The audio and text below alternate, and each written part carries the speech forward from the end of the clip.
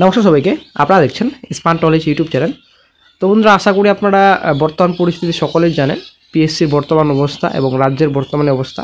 তো পিএসসি কিন্তু সব কিছু ইন্ডিকেটিভ নোটিফিকেশন প্রকাশিত করেছে। তো কয়েকটি ইন্ডিকেটিভ নোটিফিকেশন প্রকাশিত করেছে, নতুন রিক্রুটমেন্টের নোটিফিকেশন যে প্রকাশিত হবে।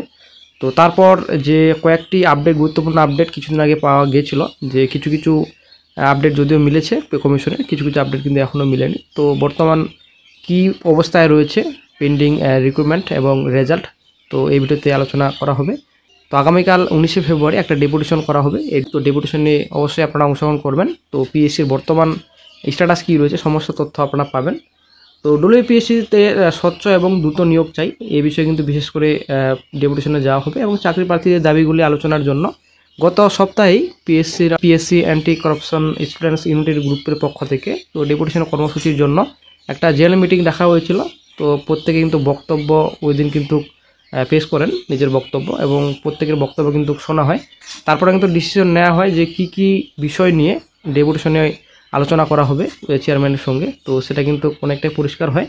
তো কি কি বিষয় নিয়ে, যেটা কয়েকটা বিষয়, একটা যেমন ক্লার্কশিপ মিসলেনাস 23-এর শূন্যপদের সংখ্যা অফিসিয়াল ডিক্লারেশন, এবং আপনাদের মিসলেনাস এবং ডব্লিউবিসিএস মেন্সের যেটা 23-এর তো রিভাইস অ্যান্সার কি, তারপর ক্লার্কশিপ পরীক্ষার অ্যান্সার কি, তারপর আপনার চ্যালেঞ্জ লিঙ্ক এবং আপনাদের স্ক্যান ওয়েমার দ্রুত প্রকাশ যেন হয়। তারপর মেন্সের পরীক্ষার আপনাদের ডেসক্রিপটিভ বৈষম্য দূরীকরণ সহ বিভিন্ন দাবিতে আগামী 19শে ফেব্রুয়ারি বেলা 12টা নাগাদ অ্যান্টি করাপশন ইউনিটের পক্ষ থেকে কিন্তু রাজনৈতিক একটা ডেপুটেশনে যাওয়া হবে। তো অবশ্যই বন্ধুরা, যারা কাছাকাছি রয়েছেন অবশ্যই ডেপুটেশনে আপনারা অংশগ্রহণ করবেন।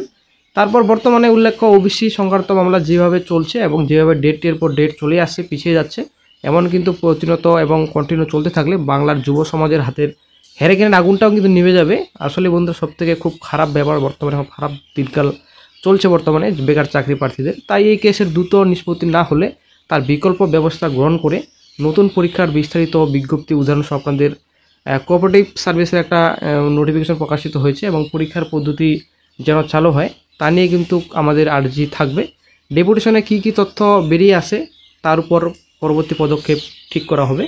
তো বন্ধুরা, অবশ্যই যারা কাছাকাছি রয়েছেন তো অবশ্যই আপনারা চলে আসুন, সবার সাথে দেখা হবে, কথা হবে, আলোচনা হবে, সবাই মিলেমিশে একসাথে দাবি দেওয়া নিয়ে তুলে ধরা হবে। কারণ এখানে কোনো রাজনীতির বিষয় নয়, এখানে আমরা সবাই চাকরি প্রার্থী, তাই কোনো রাজনৈতিক নন কেউ।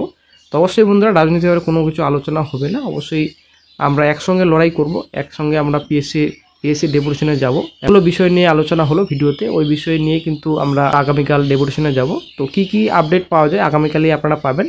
তো বিশেষ করে আরও ফায়ার অপারেটরের বিজ্ঞপ্তি কি আপডেট রয়েছে সমস্ত তথ্য পাবেন। আর ফুড আসে তো আশা করি আপনারা সকলেই জানেন, তো ফুড আসে বর্তমান পরিস্থিতি কেসের স্ট্যাটাস আপডেট কিন্তু খুব খারাপ বর্তমানে। 10/2 হিয়ারিং ডেট রাখা হয়েছিল, কোনো রকম 10/2 হিয়ারিং কিন্তু কোনো রকম হয়নি। জাস্ট কজ লিস্টের ডেট একটা দিয়ে দিয়েছে ওখানে অফিসিয়াল সাইটে, তারপর কিন্তু কোনো রকম আপডেট নেই। আপডেটটা আশা করি বর্তমানে এখন সকলেই জানেন যে বর্তমানে এখন প্রায় 60খানা কেসের কিন্তু এফআইআর কিন্তু এখন বর্তমানে ম্যানেজ করতে হচ্ছে প্রতিটি জেলা থেকে। তো এখন দেখা যাক কী গুরুত্বপূর্ণ আপডেট পাওয়া যায়। তবে বেশি সময় নেই, 5 তারিখের মধ্যে কিন্তু অবশ্যই একটা গুরুত্বপূর্ণ আপডেট পাওয়া যায়। 5 তারিখের মধ্যে কিন্তু কেস মেনশন হওয়ার একটা সম্ভাবনা রয়েছে। তো দেখা যাক কী গুরুত্বপূর্ণ আপডেট পাওয়া যায়, যেহেতু এখন কোর্টের উপর ডিসিশন হবে যে ফুডের রেজাল্ট প্রকাশিত হবে না রি এক্সাম হবে, সেটা কিন্তু কোর্টের উপর ডিপেন্ড করবে। সেটা পিএসসির হেফাজতে কোনো রকম কোনো কিছু নেই, ঠিক আছে। পিএসসি ইচ্ছা করলেও কোনো রকম রেজাল্ট প্রকাশিত করতে পারবে না, যেহেতু এখন জুডিশিয়াল ম্যাটার রয়েছে, ঠিক আছে।